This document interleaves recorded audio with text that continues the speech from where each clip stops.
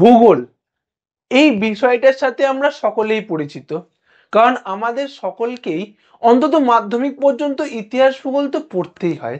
কিন্তু আমরা কি এটা জানি যে ইতিহাস ও ভূগোলের মধ্যেও একটা গোপন সূত্র আছে? আসলে ইতিহাসের যে কোনো বড় ঘটনার সঙ্গেই প্রত্যক্ষভাবে হোক কিংবা পরোক্ষভাবেই হোক ভূগোলের একটা ভূমিকা থাকে। আসলে ভূগোলের যে ভৌগোলিক বা প্রাকৃতিক পরিবেশ বা বৈশিষ্ট্যগুলো, সেগুলো কোনো না কোনোভাবে আমাদের সাধারণ মানুষের জীবনযাত্রার গতিবিধিকে নিয়ন্ত্রণ করে।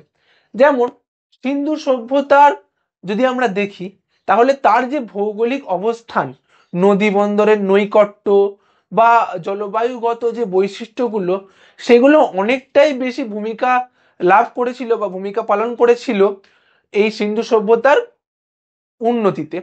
আবার যদি আমরা দেখি ভারতের মুঘল সাম্রাজ্যের প্রতিষ্ঠা, তাহলে বাবরের যে সাফল্য, যে তিনি সফলভাবে দিল্লির সুলতানি আমল থেকে মুঘল সাম্রাজ্য প্রতিষ্ঠা করেন, সেই সাফল্যের পিছনে যতটা অবদান ছিল তার সামরিক কৌশল এবং সৈন্যবাহিনীর, ঠিক ততটাই ছিল ভৌগোলিক অবস্থার।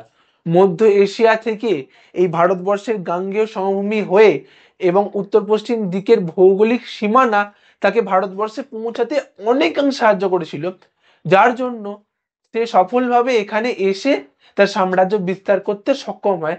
তাহলে আমরা দেখলাম যে কিভাবে ভূগোল ইতিহাসকে শেপ করে, মানে ইতিহাসকে আকার দেয়। তাই ইতিহাসের একটা গোপন এবং নীরব সাক্ষী হলো ভূগোল, তার পাশাপাশি ইতিহাসের এক সক্রিয় চালক।